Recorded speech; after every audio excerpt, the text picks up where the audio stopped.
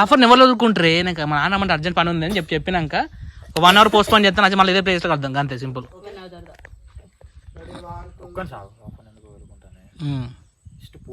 ఒక 1 hour కి అక్కడ పోయి మాట్లాడేసి వస్తా, నువ్వు కూడా కరెక్ట్ ఇక్కడికి రావాలి. నేను చెప్తా ఆఫర్ ఎందుకు వదులుకుంటానే, ఒక్క 1 hour కి పోస్ట్ పోన్ చేస్తున్నా. నేను పోయి ఇంటికాడ ఏమైనా మాట్లాడేసి వస్తా, నువ్వు కూడా 1 hour తర్వాత ఇక్కడికే రా.